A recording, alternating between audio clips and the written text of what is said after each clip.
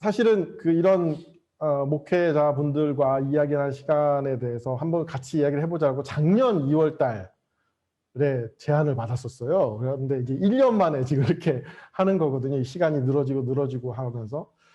저희 환경운동연합도 지역조직이 51개인데 다 총회라고 하는 회원분들을 모시고 하는 총회를 줌이라든지 온라인으로 대체를 하고 있습니다. 이런 교육도 지금 온라인으로 하고 있는 것처럼 코로나가 정말 많은 것들을 한꺼번에 바꿔버렸어요.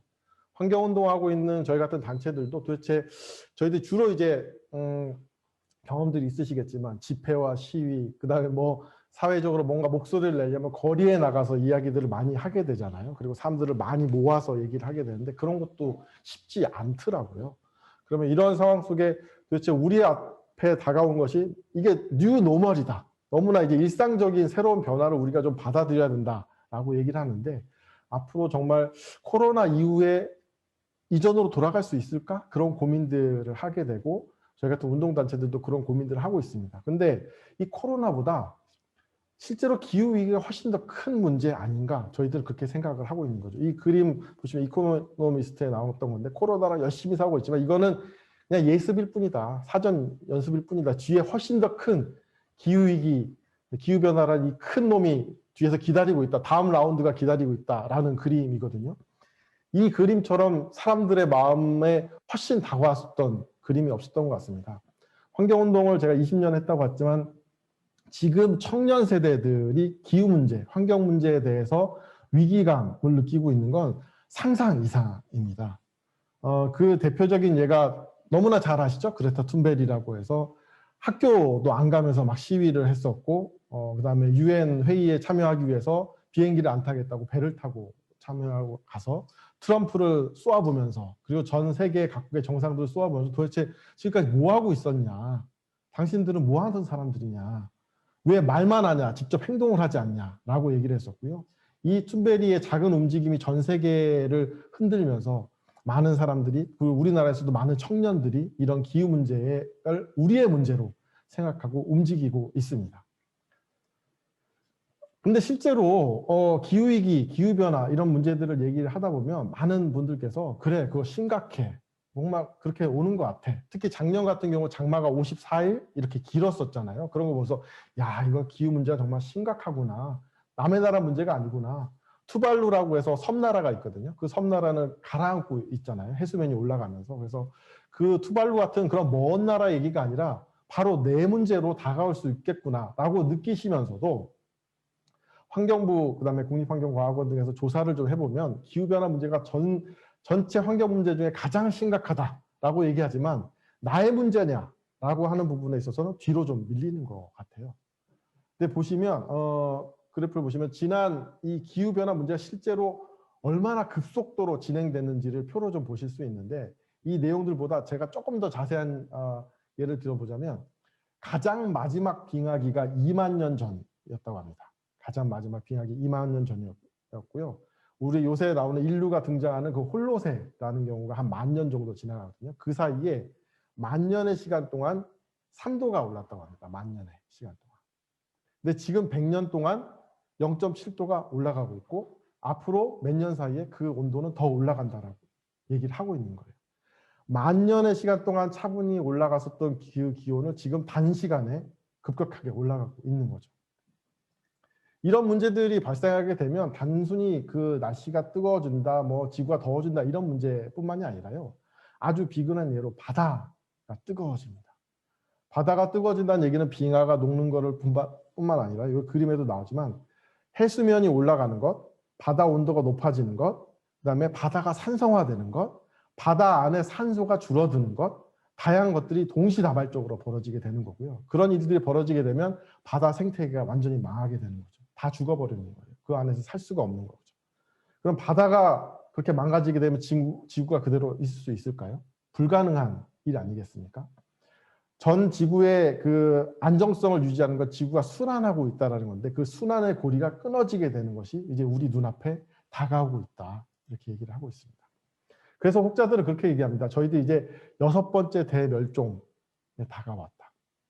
환경운동하면서 제일 하기 싫어하는 게 그런 거거든요. 정말 묵시록적인 그런 지구의 종말을 얘기하는 것, 그렇게 하면은 시민들이 두렵고 겁나고 걱정되지만 실제로 그럼 내가 뭘 할 수 있는 게 있냐, 아무것도 할 수 있는 게 없는 거 아니냐 하면서 포기해버리는 경우들이 좀 나옵니다. 그리고 환경운동, 세상을 조금 더 건강하고 바르게 바꾸기 위한 그런 운동을 하는 사람들이 사람들을 겁주는 일을 하면 안 되잖아요.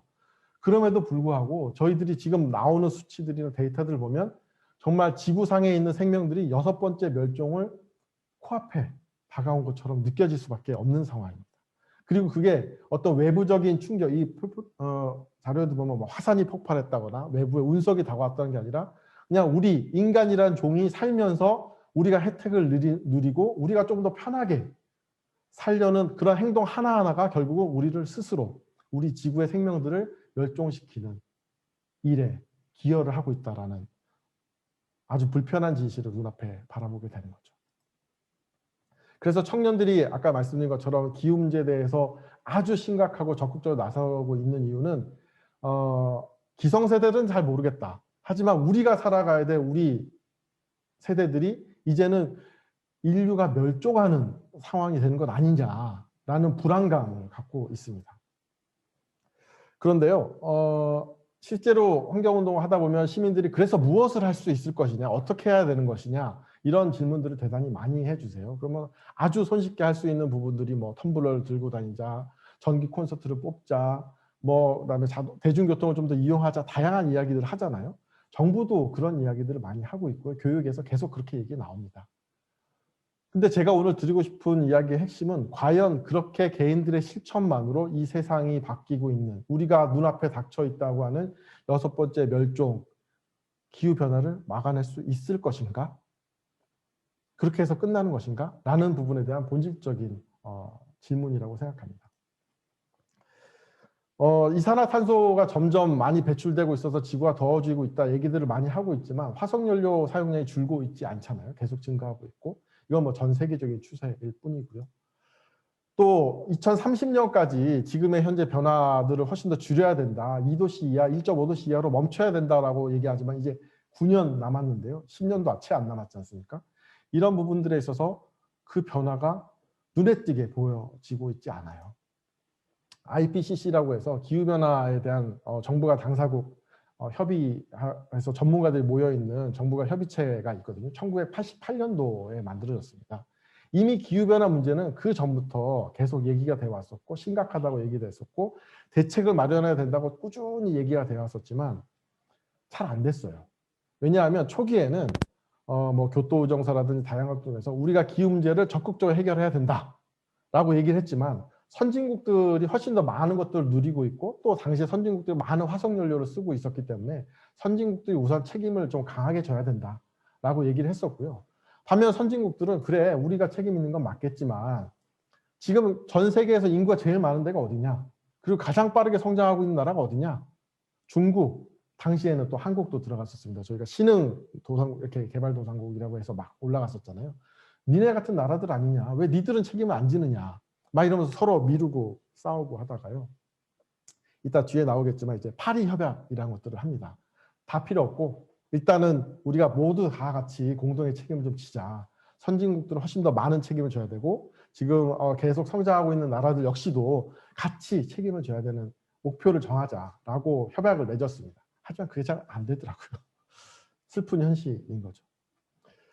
그래서 지금 IPCC의 보고서에 따르면 앞으로 이 흐름대로 계속 가다 보면 이제 3도씨 넘어가는 것들은 순식간인 거고 계속 이 변화들을 최대한 늦추고 최대한 늦춰도 1.5도씨, 2도씨 넘어가는 것이 아주 심각한 상황이다. 그렇게 되면 인류의 생태계, 인류의 삶 자체가 송두리째 바뀔 것이다. 지금 뭐 코로나로 경제 위기가 닥쳤다, 뭐가 왔다 이런 얘기들이 하지만 그거보다 훨씬 더 큰 현상들이 우리 눈앞에 펼쳐지게 될 것이다라고 경고를 하고 있었고 그 부분에 대해서 정부 간 협의체를 통해서도 이렇게 전문가들이 나오고 전문가들의 보고서도 나오고 청년들도 얘기를 하고 있습니다. 하지만 움직이지 않는 건 자본과 권력자들 뿐인 거죠. 그래서 이번에 그 미국 대선에서도 트럼프는 제일 먼저 이게 파리 협약을 탈퇴했었잖아요. 그리고 바이든이 되면서 자기는 이제 다시 파리협약에 가입하겠다라고 해서 책임을 다하겠다라고 했는데 얼마나 다행인지 모르겠습니다. 실제로 미국이라는 나라가 국제사회에서 가장 현재 힘이 센 나라잖아요. 그리고 그런 힘이 센 나라고 지금까지의 화석연료를 소비한 것도 가장 많이 했었던 게 미국이기 때문에 책임 있는 태도를 보여줬어야 되는데요. 트럼프가 너무 잘못된 선택들을 했었던 거고 이제라도 그걸 좀 돌려보겠다라고 바이든이 하고 있는 것에 대해서는 저희도 긍정적으로 좀 평가를 하고 있습니다. 하지만 속도가 너무너무 늦다라는 게 아쉬운 거죠. 그래서 실제로 우리들은 약속을 하고 있지만 이 목표를 어떻게 달성할 수 있을 것인가. 과학자들은 계속 경고를 하고 있지만 실제로 그것을 실현시켜낼 정치가 아무것도 하고 있지 않은 부분들을 저희들이 지적을 하고 있는 거고요. 말씀드렸던 것처럼 선진국, 개도국들도 계속 이런 싸움들을 하고 있는데요. 근데 실제로 이 표들을 잘 보면 1인당 배출량이 미국이 1등인데요. 한국도 상당히 높은 수준을 차지하고 있습니다. 이 표를 보면. 우리나라는 뭐 미국처럼 잘 사는 건 아닌데 왜 이렇게 많이 하지? 라고 얘기하실지 모르겠는데요. 우리가 다른 나라들에 비해서 한강의 기적이다 라고 얘기하는 것처럼 급속도로 경제 성장을 해왔었잖아요. 중화학공 중심으로 초기에는. 그 과정들 하나하나가 결국은 우리의 모든 이루어낸 성과들이 결국 우리가 소비하고 있는 이런 탄소 온실가스 배출의 결과로 나오고 있는 거라고 볼 수 있습니다. 유럽은 이 부분에 대해서 좀 빠르게 변화들을 좀 해내려고 온실가스를 줄이기 위한 탈탄소 사회, 저탄소 사회로의 전환들을 속도를 내고 있고 그것을 통해서 자신들의 경제 성장이라든지 국제사회의 지위를 회복하려고 하고 있는데요. 한국은 이도저도 안 하고 있는 그런 안타까운 상황입니다. 그래서 유엔 사무총장이 물에 반쯤 잠긴 이런 사진을 찍으면서 이제는 이야기 그만하자, 뭐 좀 하자, 일 좀 하자라고 얘기를 하고 있는데요. 유엔 사무총장이 이렇게 얘기한다고 되는 게 잘 아니잖아요. 조금 부끄러운 얘기지만 환경운동연합도 이제 51개 지역 조직이 있잖아요. 그래서 환경운동연합 사무총장이 뭘 합시다 다 얘기해도 51개가 다 안 되더라고요. 어쩔 수 없잖아요. 그 지역별 현실도 있고 그런 어려움들이 있는데 국가들은 오직 하겠습니까? 제가 이거 보면서 좀 가장 가슴 아프게 최근 들어서 좀 가슴 아프게 느끼고 있는 게 가덕도 신공항 사건이에요. 우리가 뭐 탄소 중립 사회로 간다, 저탄소 사회로 가야 된다, 우리도 2050년까지 탄소 발생을 줄이겠다라고 얘기하는데 이따가 나오겠지만 탄소 발생량 중에 또 상당 부분이 교통과 수송이 책임을 지고 있습니다. 그 중에서도 비행기가 큰 역할들을 하고 있죠. 제주 제2공항 때문에 많은 그 갈등들도 있고 아픔들도 있고 그런 어려움들이 있는데요. 지방의 공항들 보면 사실은 제대로 작동하고 있지 못하잖아요. 근데 가덕도에다가 신공항을 만든다고 했을 때 거기에 환경 문제, 경제적인 문제, 또 심지어 국토부에서도 이 부분에 대한 좀 안전성 문제라든지 다양한 경제성 문제들이 있다라고 얘기하는 상황에서 여야가 합심을 해서 이 부분을 추진하고 있는 것. 그리고 그 지역에서 대구 경북 쪽에서는 왜 가덕도만 그렇게 특례를 주느냐, 대구 경북에서도 특별한 공항을 좀 만들 수 있도록 특별법이 필요하다라고 얘기하면서 우리는 눈앞에 있는 그 기후 문제에 대해서 정말 심각하다, 중요하다, 뭔가를 해야 된다고 얘기하지만 당장 눈앞에서 벌어지고 있는 경제, 그다음에 개발 사업, 그리고 그 개발 사업을 좌지우지할 수 있는 정치인들의 선거 이런 것들이 이런 것들 모든 변화들을 발목 잡고 있는 것이 너무나 안타까운 상황임을 최근에도 느끼고 있습니다. 그래도요 희망은 있는 것 같아요. 저희가 이거 2년 전인데요 벌써 2019년 9월 22일 날 청년들 맨 앞에 보시죠. 기후변화 대응하지 않으면 이 사진 속의 주인공이 바로 당신이 될 것입니다 라고 하면서 영정 사진을 들고 나온 거예요. 청년들이. 이게 과거 이제 단체들이 뭐 현수막 이렇게 멋지게 쓴 것보다도 그냥 한 글자 한 글자 자신들이 손으로 써서 골판지 뜯어서 나와서 기후 문제를 하는 이런 시위를 했는데요. 이게 전 세계적으로 펼쳐졌었던 시위였었고 한국에서도 환경 문제로 이렇게 많은 사람들이 모였던 게 처음 있었던 일입니다. 그렇다고 한국 정부나 한국이 기후 문제 해결을 위해서 아무것도 안 했던 건 아니에요. 그동안. 혹시 기억나실런지 모르겠지만 이명박 정부 때 녹색 성장이라는 것을 국시로 걸었었어요. 저탄소 녹색 성장이라고 해서 녹색 성장을 얘기하고 강을 다 파헤치는 그런 일들을 해서 좀 안타까움이 있었지만 실제로 그 당시에 기후변화, 온실가스 문제 뭐 이런 부분들에 대한 적극적인 정책 개발들이나 고민들도 많이 했었던 것도 사실이고요. 그래서 뭐 녹색성장 기본법도 만들고 녹색기후기금이라는 국제적인 기금의 뭐 사무국도 유치하고 온실가스 배출권 거래제 뭐 이런 것들도 좀 도입하는 변화를 만들어냈었습니다. 그리고 작년에 벌써 작년이 됐네요. 그 2050 저탄소 장기 발전 전략이라든지 우리 사회도 2050년까지 탄소 중립, 탄소 제로는 아니고 탄소 중립으로 가겠다라는 선언들도 하게 됐었죠. 국회에서도 이런 결의문, 특수 결의문까지 만들어내는 상황까지 벌어졌었고요. 근데 잘 아시겠지만 한국이 맨날 그 에너지 문제에 대해서 에너지 자립을 못하고 있다 이런 얘기들을 많이 하잖아요. 대부분 이제 수입하고 있는 상황인데 과연 이런 기후변화 문제에 있어서 에너지를 수입하는 한국의 상황들을 어떻게 적응할 수 있을까 또 고민인 거고요. 아까 말씀드렸던 온실가스 배출은 계속 줄지 않고 여전히 증가하고 있는 안타까운 현실까지 보여주고 있고 녹색 성장이라는 것이 실제로 구호로서만 그쳤고 그 이후로는 더 문제가 잘 안 됐었고요. 아주 그 당시에 슬프고도 아픈 상황 중에 하나가 클린 디젤이라고 했어요. SUV 차량들 있잖아요. 좀 크고 경유차가 그 당시에 대폭 늘어나게 됩니다. 휘발유차든 경유차든 그 대부분의 차량들이 온실가스를 많이 배출하는데 그 중에서도 디젤 차량이 훨씬 더 많이 배출하거든요. 그건 과학적으로도 검증이 된 건데 제가 이제 석사 논문을 바이오 디젤을 연구했었어서 그 부료 데이터들이 나오는데요. 당시에 이명박 정부가 4대강을 그렇게 파헤치면서 4대강 살리기라고 얘기했었던 것처럼 경유 차량을 클린 디젤이라는 말도 안 되는 이름을 붙여서 역행하는 정책들을 펼쳤었던 거죠. 그래서 우리 사회에서 SUV 차량이 갑자기 확 늘어나 버리는 그런 일까지 벌어졌었습니다. 그래서 우리가 지금 그래프 보면 이 단계들을 확실히 좀 줄여가야 되는데 이렇게 줄일 수 있을 것인가, 어느 부분에서 줄일 수 있을 것인가 이런 부분들에 대해서 좀 말씀을 좀 드려야 될 텐데요. 한국은 우리는 줄일 수 있다. 우리는 한강의 기적도 만든 국가이기 때문에 우리 이 목표들을 세워서 분명히 줄여나가겠다고 얘기하지만 국제사회에서는 한국 기후 악당인데 전 세계적으로 기후 문제들을 좀 해결하는데 적극적으로 좀 역할을 안 하는 것 같은데 이렇게 평가를 주고 그렇게 비난하고 있는 상황입니다. 이거를 빨리 좀 바꿔야 될 텐데요. 잘 안 되네요. 온실가스 배출을 보면 전체 중에서 에너지 부분이 가장 많이 있어요. 아무래도 석탄 발전이라든지 이런 부분이 될 테고요. 산업 부분, 건물 부분, 교통, 수송 부분들이 이렇게 단계적으로 많이 나오는 겁니다. 이 중에서 이제 어떤 부분에서 많이 나오는지에 대해서 뒤로 말씀을 좀 드릴게요. 전 세계 7위다, 이산화탄소 7위다 이렇게 말씀을 드릴 수 있는 거고요. 자, 우리나라에서 주요 배출원 중에 이제 석탄 발전이 있다고 얘기했었잖아요.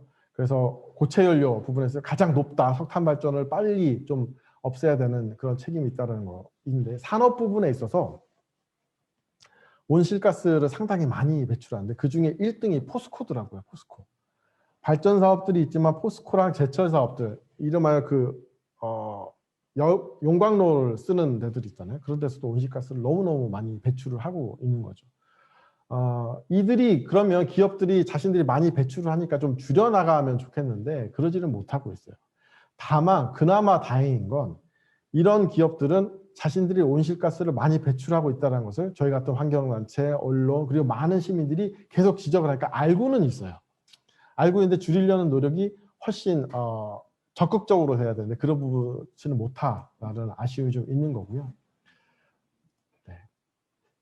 보시면 1위부터 15위까지 우리나라 온실가스 배출 15대 기업들에 대한 자료들도 보실 수 있습니다. 다음으로 이제 건물이에요. 아까 제가 이제 여기 들어오기 전에 질문 주셨던 것 중에 아파트 얘기들도 많이 주셨었는데요. 과연 그 아파트가 기후변화 문제를 해결하는 데 도움이 될까? 이런 질문이었습니다. 제 답은 아파트가 만약에 건물의 그 단열이라든지 에너지 효율성을 극도로 높인다면 그런 부분에 있어서 긍정적으로 검토해 볼 수 있을 것 같다. 왜냐하면 최근에 스마트 시티라는 그런 것들이 많이 적용되고 있어요. 전체적으로 난방이라든지 출입이라든지 그다음에 그 공기 순환이라든지 이런 것들을 좀 엄밀하게 측정하고 제어하고 뭐 이런 기술들이 늘어나면서 그런 것들이 좀 발전하면 발전할수록 기후변화 문제, 그다음에 에너지 소비를 줄일 수 있다라는 선택인데요. 그러다 보니까 이제 실제로 우리 주변에서 쪽방촌에 사시는 분들이 저희 많잖아요. 저희 환경운동이나 또 매년 여름이 되면 주변에 이제 홀목 혼자 사시는 독거 노인이라는 표현이 적절한지 모르겠죠. 혼자 사시는 어르신들을 좀 찾아뵙고 그다음에 물이라든지 뭐 그다음 온도계라든지 이런 걸 좀 갖다 드리고 긴급 비상 연락망 같은 걸 좀 드리거든요. 그러면서도 사실 좀 걱정되기는 하는 거예요. 혼자 이렇게 온도가 너무 높아지고 그러면 어떻게 될까? 근데 그런 집들이 만약에 단열이라든지 이런 에너지 효율성이 좀 높았다라면 그 어르신들이 그렇게 좀 폭염 쉼터라든지 이런 데 안 가셔도 됐을 텐데 그런 부분들 좀 개선해야 되는 것 아닌가? 우리의 과제 중에 하나 아니냐 이렇게 생각을 하는 거고요. 그래서 나온 것 중에 하나가 제로 에너지 주택이라는 겁니다. 에너지 소비를 좀 덜 쓰면서 에너지 낭비도 좀 줄이면서 그다음에 단열도 높이면서 이런 부분들을 하게 되면 결국은 우리 전체 온실가스 배출 중에 건물에서 배출되는 부분들을 확 줄일 수 있지 않을까? 그런 부분들에 대한 아이디어 차원에서 제로 에너지라는 부분인 거고요. 유럽에서도 보면 유럽이라도 미국에서 보면 이런 우측에 이런 표가 나오는데 이 건물이 얼마나 에너지 효율적인 건물인가. 나중에 이 CI 건물에도 한번 그런 등급을 좀 매겨보셨으면 좋겠는데 빌딩을 매겨보셨으면 좋겠는데 그런 건물의 에너지 효율이 좋은지 안 좋은지를 평가하고 그것이 등기부 등본에 남게 되는 거예요. 그러면 에너지 효율이 좋은 건물 같은 경우는 가격도 훨씬 더 좋게 거래되는 그런 시스템까지 만들어지는 거고요. 다음으로 저희들이 얘기하는 것 중에 하나가 이제 수송 부분 아니겠습니까? 건물, 그다음에 수송 이렇게 되는데요. 지금 요새 사람들이 모이면 하는 얘기가 뭐죠? 주식이잖아요, 주식. 그 주식을 하시는지 잘 모르겠지만 환경운동 하시는 분들 중에서도 주식에 관심 있는 분들이 좀 있어요. 왜냐하면 주식을 해갖고서 돈을 벌겠다 뭐 이런 게 아니라 과연 어떠한 시장들, 특히 친환경이라든지 전기차라든지 이런 좀 에너지 효율적인 쪽에 주식들이 좀 증가하고 있는 거라거나 또는 ESG라고 해서 환경이라든지 사회적으로 건강한 그런 기업들에 투자한다거나 이런 부분들에 관심 있는 분들이 많은데요. 요새 가장 사람들이 관심 있는 것 중에 하나 2차 전지라는 부분이거든요. 그게 뭐냐면 테슬라 같은 그런 전기차 회사들이 승승장구를 하고 있고 앞으로 더 많은 자동차들이 전기차로 바뀔 거다. 유럽은 이미 그 변화하는 추세들이 가파르게 높아지고 있고 중국이나 미국도 마찬가지고 한국에서도 이제 테슬라 차량들을 좀 보시게 되잖아요. 어제 또 현대차도 아이오닉 5인가? 라는 또 전기차를 발표를 좀 했습니다. 그래서 이런 내연기관 차들을 줄이고 디젤 차들도 줄이고 전기차로 바꿔나가는 일들을 우리가 좀 해야 되는 것 아니냐. 그래서 차량 자체의 친환경 등급을 통해서 내연기관들은 점점 축소해 나가면 그다음에 전기차라든지 뭐 이런 부분을 좀 눕혀나가면 에너지 부분에서 기후 문제에 대한 우리들의 적극성을 좀 찾을 수 있는 것 아닌가라는 거고요. 요새 요쪽에 보면 서대문 보시면 사대문 안에 공해 차량들 들어오지 못하게 되어 있습니다. 이거는 비단 온실가스 때문만은 아니었었고요. 미세먼지라든지 이런 것 때문에 운행 제한들을 하게 되는데 이런 제한들을 하게 됨으로써 결국은 차량을 바꾸고 그다음에 조금 더 친환경 차량으로 에너지 효율적인 차량으로 변화하는 정책들로 가게 되는 겁니다. 그래서 서울시의 녹색교통진흥구역이라는 부분들을 보여드린 거고요. 친환경 차량 구매 지원제도 뭐 이런 것들도 있다라는 거고 전기로 달리는 버스 뭐 이런 부분들도 좀 늘려야 되는 것 아닌가라는 겁니다.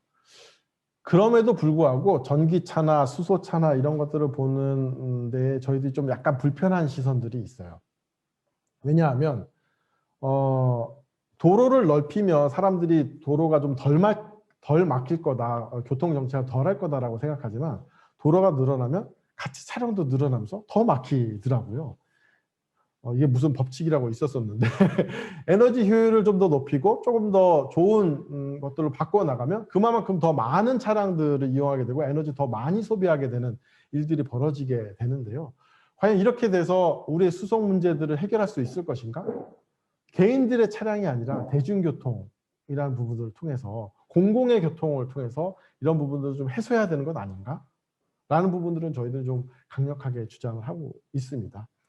그래서 똑같은 휘발유 차량이나 경유 차량, 화석연료 차량들을 전기 차량으로 바꿔내는 건 당연히 어느 정도의 에너지 효율이라든지 온실가스 배출에 있어서 절약하는 부분이 있겠으나, 그거보다 더 중요한 것은 개인들이 모든 그런 그 수단을 타는 것이 아니라 함께 타는 그런 공공의 수단들을 바꿔 나가는 것이 필요하다. 저희도 얘기하고 있고, 그런 부분들로 교통 정책도 좀 바뀌어야 된다. 예를 들어서 이명박 대통령이 여러 것들을 잘한 것도 있고 잘못한 것도 있지만, 예를 들어 도시 서울에서 버스 전용차로 만드는 것 같은 경우는 사람들이 적어도 대중교통 이용하면 약속 시간에 맞춰서 갈 수도 있겠구나 라는 그런 부분들이 있는데요. 그것을 넘어서서 에너지 부분에 있어서 훨씬 더 효과적인 성과를 낼 수 있었다고 저희들은 평가를 합니다.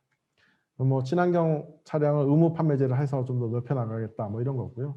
현대차에서도 뭐 기후 위기가 실제로 일자리 문제에 나오는 건데요. 이 부분에 있어서 조금 함께 드리고 싶은 말씀은, 기후위기 문제를 접근할 때 기술적인 접근이 얼마나 한계가 좀 있는가라는 거였습니다. 현대자동차에서 일하시는 노동자들이 실제로 전기차로 많이 바뀌게 되고 시스템이 다 로봇으로 공정이 바뀌게 되고 하게 되면 그분들은 다 일자리를 잃는 거 아니냐라는 지적에서부터, 뒤에도 나오겠지만 제가 보여드리면 이렇게 전국에 석탄 발전들이 있는데요. 석탄 발전이 지금 미세먼지를 비롯하여 온실가스 배출의 주범인 건 맞지 않습니까? 그리고 그것은 소위 말해서 자초자산이라고 해서 이제 없어질 그런 시간인데요. 그럼 거기서 일하시는 노동자들은 어떡하지? 라는 부분들이 고민이 되는 거예요. 실제로 노동조합에서도 이런 부분들에 대해서 그래, 기후변화 문제 심각하고 거기에 노동조합도 함께 고민하고 적극적으로 대응하겠다라고 얘기를 하지만, 이러한 그 발전소에서 근무하시는 노동자들에 대한 대책 마련이 함께 고민돼야 된다. 너무나 정당한 주장인데요. 그 부분들이 우리 사회에서 조금 더 부족한 것 같습니다. 또 한 가지는 농민들에 대한 문제도 좀 있어요. 요새 태양광 발전 많이 늘어나고 있잖아요. 풍력이라든지 태양광이라든지. 저희 같은 단체들은 정말 재생에너지로 가야 된다, 재생에너지 사회로 가야 된다라고 강력하게 얘기를 하고 있고, 지금 그런 속도가 너무 늦다라고 얘기를 하고 있지만, 실제로 서울을 벗어나서 지역에서 살고 계신 분들 중에 산림을 파괴한다거나 또는 농지에다가 그 뭐 태양광을 놓는다거나 이런 경우, 그것을 그냥 곱게 받아들이기 사실 어려운 부분들이 좀 있으시더라고요. 지금은 그래도 많은 규제들이나 이런 것들이 잘 정비가 돼서 그냥 생태 등급이 높다거나 그다음에 산 비탈이 좀 가파르다거나 이런 데는 함부로 태양광 발전을 지을 수가 없습니다. 그래서 적극적으로 이제 영농형 태양광이라고 해서 농지 위에다가 농사를 지으면서 그 위에 농지 위에 태양광을 설치하는 이런 영농형 태양광들이 늘고 있는데요. 이것은 또 무슨 문제가 있냐면, 농지 소유주가 실제 농사를 짓고 있는 농민이 아닌 경우들이 상당히 많더라고요. 이름하여 소작농이거나 그 농지를 빌려서 짓고 계신 농민들 같은 경우는, 농지를 소유하고 있는 사람은 그 위에 태양광 발전을 지어서 전기를 생산하면 그것도 이득이고, 농사를 지어서 나오는 것도 이득인 거예요. 근데 실제로 소작을 하시거나 거기서 농사만 지어서 그곳에 살고 계셨던 분들은 농사 소출이 줄게 되거든요, 상대적으로. 그러면 이득이 자신한테 돌아오지 않게 되고 일자리를 또 잃게 되고 뭐 이런 부분들이 발생하는 거죠. 그래서 저희한테는 에너지 전환, 기후 문제, 우리 눈앞에 닥친 멸종의 시간들이 너무나 급한 문제이긴 하지만, 이것을 그렇다고 해서 과연 기술적인 문제, 기술적으로만 다 해결할 수 있는 것이냐? 그렇지는 좀 않은 것 같다라는 고민들을 요새 좀 많이 하고 있고요. 다시 석탄 발전으로 돌아오면 우리나라에서 60기가 현재 가동 중이고요. 7개가 또 건설을 계획하고 있는 상황입니다. 석탄 발전소가 줄지 않았어요. 미세먼지가 한참 높아졌을 때 어떤 특정 지역의 당진이라든지 서해 쪽에 그 미세먼지 발생을 많이 하고 있는 석탄 발전을 임시로 끄는 경우들도 좀 있었거든요. 미세먼지가 높아지니까. 그게 어느 정도 효과는 좀 있었던 것 같아요. 근데 실제로 이런 발전소들을 문을 닫지 않고 계속 개별 사업자들이 들어와서 이런 석탄 발전소를 늘리려고 하고 있습니다. 더 심각한 문제는 석탄 발전이 과거처럼 경제적인 수지가 좀 잘 안 나오니까 민간 사업자들이 무엇을 요구하냐면, 정부한테 우리들이 여기서 니네가 여기를 석탄 발전하라고 해서 우리가 민자를 투입을 했는데 그게 원래만큼 원하는 만큼 성과가 잘 안 나오니 우리의 석탄으로 나온 전기도 사줄 것이며 그에 따른 손해분도 정부가 책임져 줘라. 이렇게 얘기를 하고 있는 거예요. 그러니까 국민의 세금으로 이제는 문을 닫아야 될 석탄 발전소의 명맥을 계속 유지하는데 세금을 들이붓게 되는, 국민한테 아무런 이득이 되지도 않는데 이런 것들을 계속 늘려나가고 있는 상황에 있습니다. 그래서 환경운동연합이나 시민단체들은 계속 어쨌든 석탄 발전은 문을 닫아야 된다. 이것은 미세먼지의 주범이기도 하며 온실가스를 배출하는 것이기도 하며 이제는 더 이상 석탄 발전을 통해서 뭔가 재산을 만들어낸다거나 긍정적인 영향을 미치는데 도움이 되지 않는다라는 것들을 계속 얘기하고 있고 여기에 투자하는 연기금이라든지 어떤 사회적 공적 자금이라든지 이런 것도 더 이상 투자하지 말아라 라는 것도 계속 압박을 하고 있어요. 그래서 우리나라에서 삼성물산이 되게 큰 회사잖아요. 삼성물산이 해외 각국에서 또 석탄 사업을 또 하고 있더라고요. 우리나라 석탄을 들어오는 수입을 하는 것뿐만 아니라 또 해외로 이렇게 돌고 있는데 삼성물산에서 석탄 이런 처리하는 팀이 사라졌어요. 없어졌습니다. 왜냐하면 지난해 단체들이나 이런 시민들이 석탄 발전소 이제 더 이상 하면 안 된다. 여기다 돈을 투자하는 것은 건강한 투자가 아니다라고 계속 얘기했고 또 국정감사에서 국회의원들이 우리나라 제1의 기업이라고 하는 삼성이 이런 말도 안 되는 사업에다 계속 투입하면 되겠냐. 또 이제 자신들이 약속을 하는 거죠. 이제 안 하겠습니다. 안 하게 되면 팀이 해체가 되고 관련된 해운 회사들도 막 문을 닫게 되고 뭐 이런 변화들이 다가오고 있습니다. 그럼에도 하나 두 개 이렇게 닫는 것이 아니라 저희들은 좀 과감하게 석탄 발전을 좀 확 닫았으면 좋겠어요. 왜냐하면 누구한테도 이익이 되지 않거든요. 하지만 이렇게 확 닫는 과정에서 중요한 것은 아까 전에 말씀드렸던 그 안에서 일하는 노동자 그리고 또 석탄 발전소 인근에 사시는 주민들은 사실 그동안 계속 피해를 받아오고 있으셨잖아요. 근데 또 석탄 발전소를 일시에 다 닫게 되면 거기 주민들은 경제 활동을 하기가 또 어려워지는 겁니다.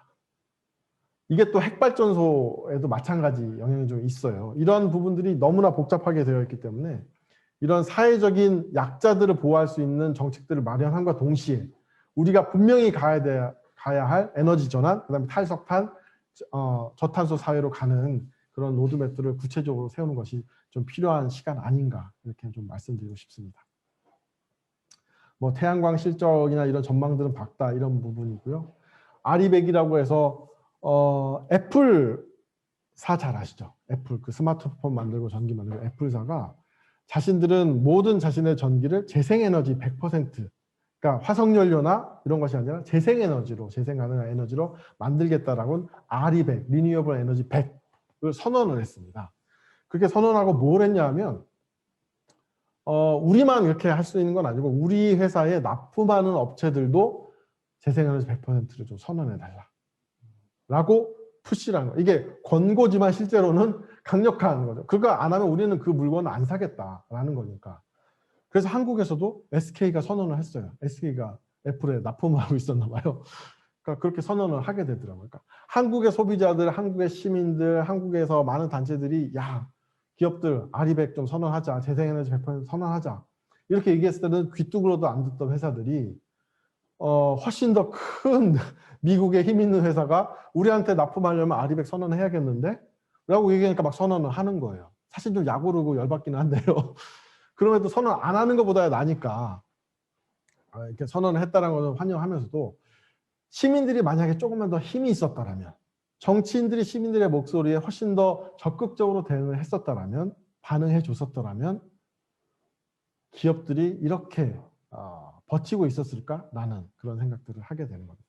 어쨌건 재생에너지 100% 사회로 가는데 한 발자국 좀 나갔으면 좋겠다라는 거고요. 또 개인들의 그 변화 선택 중에 내가 이제 에너지를 그냥 사서 쓰는 사람이 아니라 내가 스스로 만들어내는 사람으로도 생산자를 좀 변화를 해볼 수 있지 않을까. 그래서 저희 환경운동연합 건물 옥상에도 태양광 발전이 설치되어 있는데요.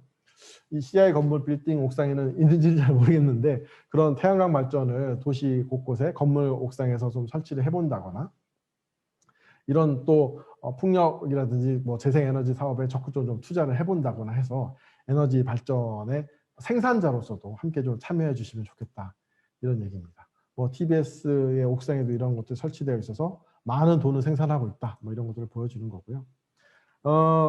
아파트 경비실에 에어컨 있나요? 뭐 이런 그 포스터도 보셨지만 실제로 저희 아버지가 최근에 돌아가셨는데 저희 아버지도 이런 관리소 경비를 좀 하셨었어요. 그래서 너무나 힘들고 덥게 하셔서 이런 상황들을 누구보다 잘 알고 있는데요. 만약에 정말 아파트 경비실, 지금은 경비실을 또 없애려고 하는 그런 추세라서 또 그렇긴 하지만 이런 현재 있는 경비실 하나하나만도 위에 태양광 패널 하나만 설치해서 거기서 조금 더 시원하게 계시면 얼마나 좋을까, 이런 부분들 같이 하는 거고요.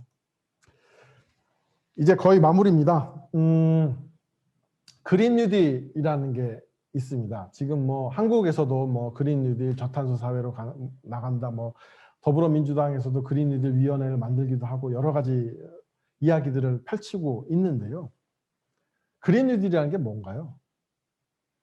결국은 우리 사회가 뭔가를 바꿔내야 되는데 지금은 변화의 시점이 필요한 건데 그런 변화의 모멘텀을 무엇으로 할 것이냐라는 고민이었던 것 같아요.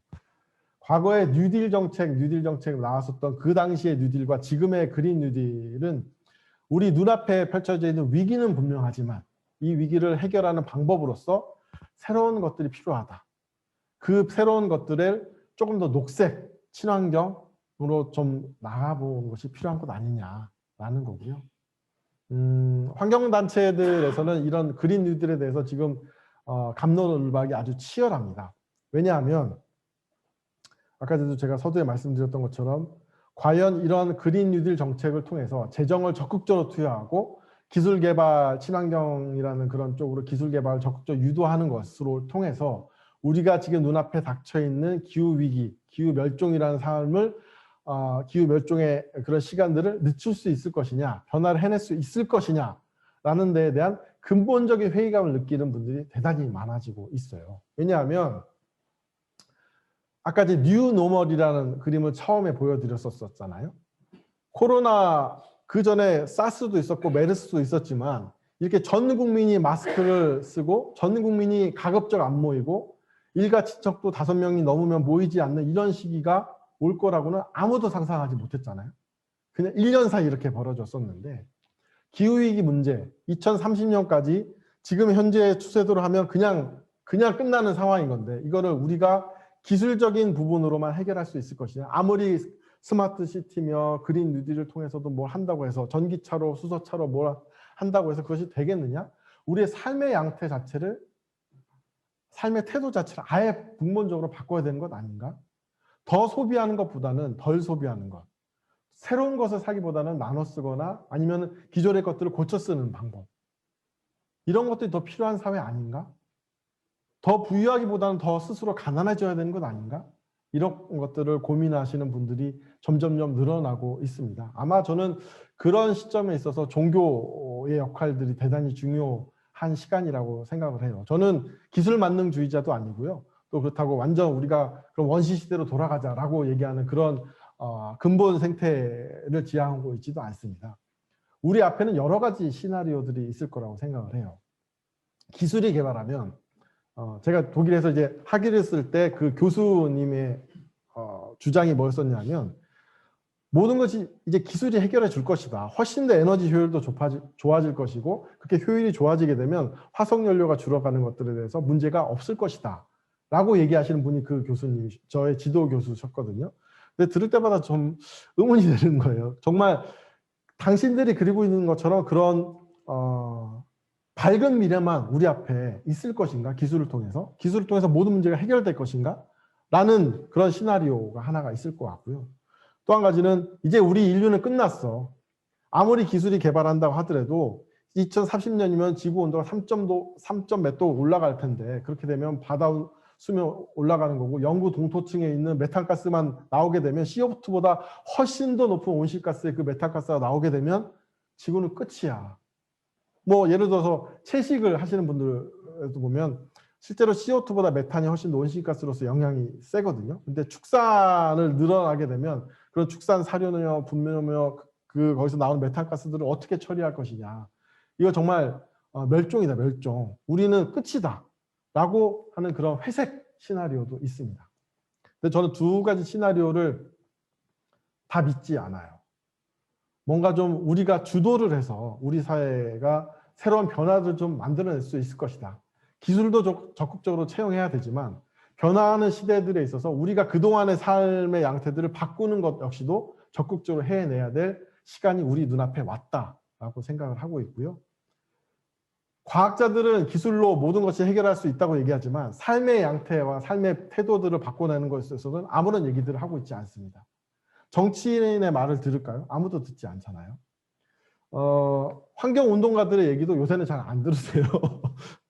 전체적인 사회가 온라인을 통해서 그다음 많은 정보들을 쉽게 접할 수 있다 보니까 제대로 된 정보, 올바른 정보를 접할 수 있는 게 훨씬 더 어려워진 것 같아요. 정보가 훨씬 더 많아지고 그런 많은 정보들 통해서 선택 취사를 해야 되는데 그거를 누구도 믿지 않는 거예요.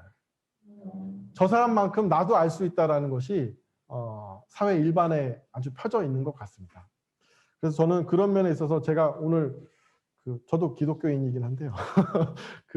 이렇게 와서 꼭 드리고 싶었던 말씀 중에 하나는 우리 앞에는 우리가 무언가를 적극적으로 일을 해야만 이런 변화의 시간들을 그냥 흘려보내는 것이 아니라 뭔가를 만들어낼 수 있을 그런 조화로운 시나리오를 좀 썼으면 좋겠다라는 거고 그 조화로운 시나리오를 쓰는 데 있어서 제가 오늘 감히 목사님들 그다음에 목회자분들께서 또 종교인들께서 역할들을 좀 해주시면 감사하겠다 이런 말씀을 드리고 싶었습니다. 제 말씀은 여기까지 드리겠습니다. 고맙습니다.